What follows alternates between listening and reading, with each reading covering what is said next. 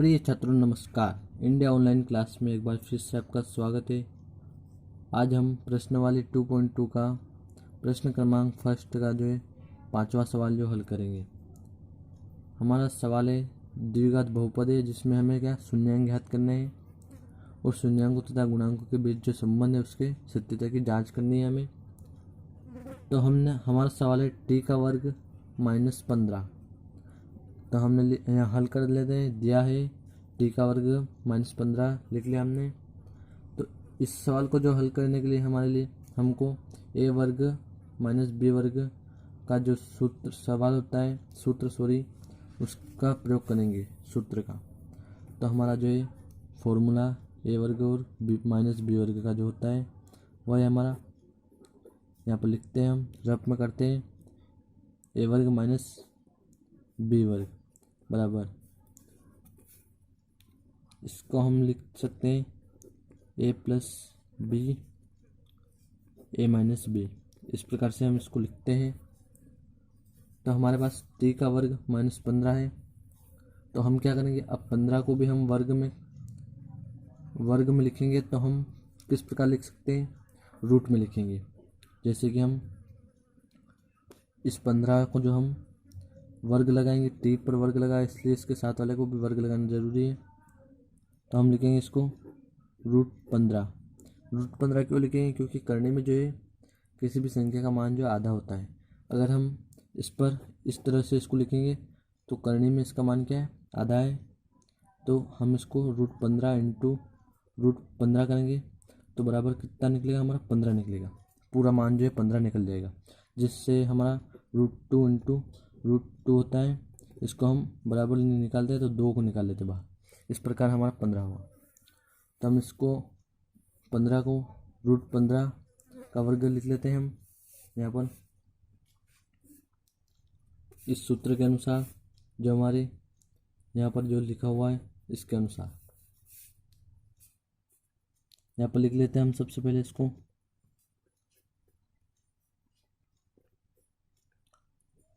T का वर्ग -√15 का वर्ग।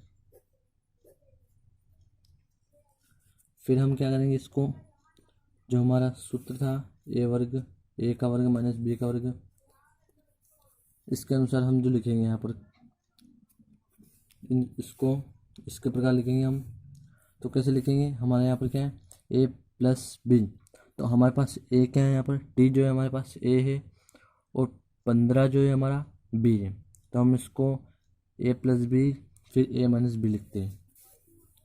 तो हमारा यहाँ पर किस प्रकार लिखा गया, यहाँ पर ए प्लस बी। तो हमारा यहाँ पर लिखेंगे हम टी प्लस √15। इस प्रकार हम लिखेंगे। फिर हमारा सूत्र में ए माइनस बी। तो अब हम यहाँ पर प्लस का था, अब यहाँ पर हम माइनस लिख देंगे, इससे -√15। हमने इसको प्लस माइनस दोनों रूप से लिख दिया है। अब फिर इसमें हमें ये जो हमें गुणनखंड जो इसके प्राप्त हो गए, इसके गुणनखंड हमें प्राप्त हो गया। अब इसके जो शून्यांक ज्ञात करने हमें, तो शून्यांक ज्ञात करेंगे हम तो बराबर में 0 रख देंगे इसके। टी प्लस √15 जो है बराबर 0 और फिर टी माइनस √15 बराबर इसके भी 0 रख देंगे। फिर इसको हम हल करेंगे तो हमारा इसके बाद टी के बराबर जो है प्लस में 15 जो है ये बराबर से उधर जाएगा। तो प्लस का इधर तो क्या हो जाएगा, माइनस का हो जाएगा। √15 जो है माइनस का हो जाएगा हमारा। फिर इस प्रकार इसमें भी जाएगा 15 इधर बराबर से, तो ये माइनस का है तो इधर आ गया बराबर से, तो प्लस का हो जाएगा √15। ये हमें जो है दो शून्यांक प्राप्त हो गए, हमें शून्यांक प्राप्त हो गए। अब इसके हमें क्या करना है, जांच करनी है शून्यांक तथा गुणांकों के बीच की जो जांच करनी है सत्यता है। तो हम लिखते हैं यहाँ पर सबसे पहले जांच करके लिखते हैं हम, जांच बराबर हम यहाँ पर एक फॉर्मूला यूज़ करेंगे जो है हमारा शून्यकों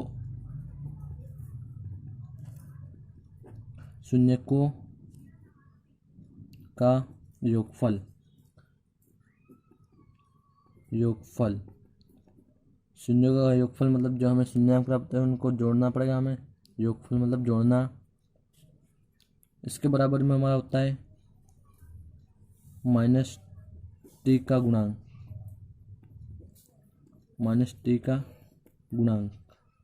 और फिर इसके बट्टे में आएगा हमारा टी वर्ग का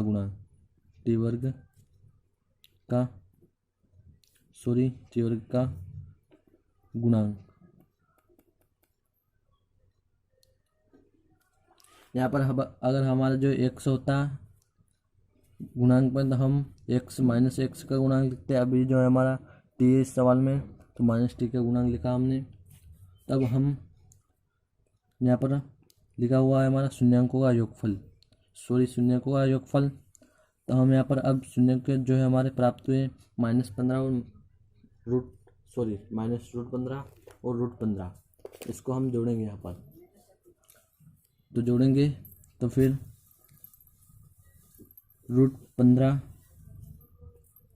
प्लस -√15 बराबर में फिर हम ऐसा का ऐसा ही लिख देंगे जो हमारा फॉर्मूला है -t का गुणांक और फिर बट्टे में टी वर्ग का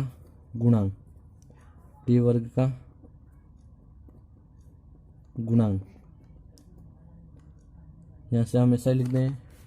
फिर यहाँ पर फिर से बराबर कर देते।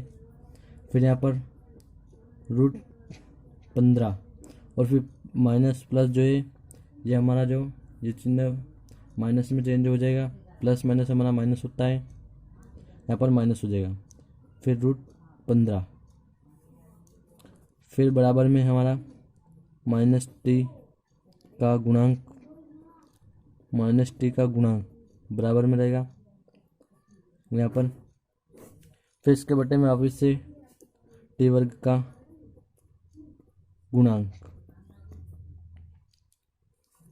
फिर हमारा यहाँ पर क्या होगा बराबर फिर से जो है यहाँ पर हमारा √15 और √15 जो है माइनस होगा तो हमारा क्या बचेगा यहाँ पर 0 बचेगा और बट्टे में कुछ नहीं तो इसका हम 1 लिख सकते हैं बराबर -t का गुणांक बराबर में क्या -t का गुणांक और फिर टी वर्ग का गुणांक ना। तो यहाँ पर हमारा -t का गुणांक क्या 0 और टी वर्ग का गुणांक हमारा 1 है। मतलब अभी जो यहाँ पर -t का गुणांक जो हमें यहाँ पर क्वेश्चन में जो नहीं दे रखा था जो कि हमारा 0 है बता रखा, नहीं दे रखा मतलब 0 है। तो यहाँ पर हमारा आंसर आया क्या 0 जो कि दे नहीं रखा हमें। और फिर टी वर्ग का गुणांक 1 जो यहाँ पर टी वर्ग है हमारा इसके गुणे में मतलब यहाँ पर कुछ नहीं है तो यह क्या है हमारा 1 जो कि हमें यहाँ पर प्राप्त हुआ है। फिर अब हम इसके शून्यकों का गुणनफल निकालेंगे। अभी हमने योगफल निकाला, यहाँ पर लिखे हम शून्यकों का गुणनफल, शून्यकों का गुणनफल है ना, शून्यकों का गुणनफल बराबर अचर पद बट्टा में जो होता है हमारा टी वर्ग का गुणांक, जो हमारा अचर पद होता है पीछे वाला वो और टी वर्ग का गुणांक। फिर यहाँ पर हमारे शून्यों का गुणनफल मतलब कि गुणा करना है हमें शून्यों का। यहाँ पर तो हमारे शून्य जो थे वो ये वाले -√15 और प्लस के √15 जो है। तो हम यहाँ पर फिर √15 गुणित -√15 -√15 है। फिर बराबर में हम जो करते हो जो है ऐसा कैसे लिख देंगे अचर पद।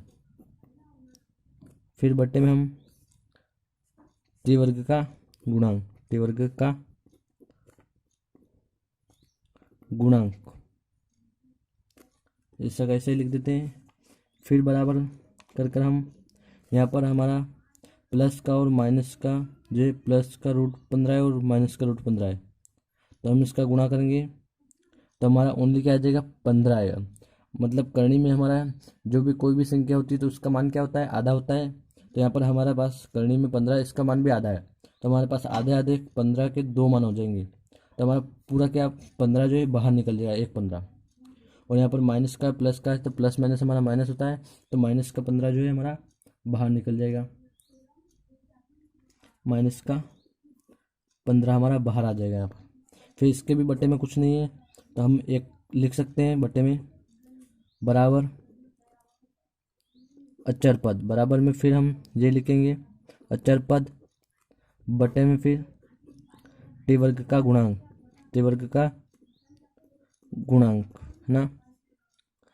तो हमारा अचर पद जो है पीछे वाला जो होता है अचर पद होता है हमारा, ये यहाँ पर इस क्वेश्चन में दे रखा है -15, जो कि हमें यहाँ पर भी प्राप्त हुआ है -15, ये देख सकते हैं आप। और टी वर्ग का गुणांक जो कि 1 है, यहाँ पर टी वर्ग का गुणांक हमारा 1 है। तो ये इससे हमें पता चलता है कि हमारा सवाल जो है सही है। तो आशा करता हूँ दोस्तों कि आपको सवाल जो है समझ में आ गया होगा। अगर आपको सवाल समझ में आ गया है तो वीडियो को लाइक कर दीजिए दोस्तों, और अपने दोस्तों को ज़रूर शेयर करें ताकि उनको भी सवाल समझने में हेल्प मिले। धन्यवाद दोस्तों।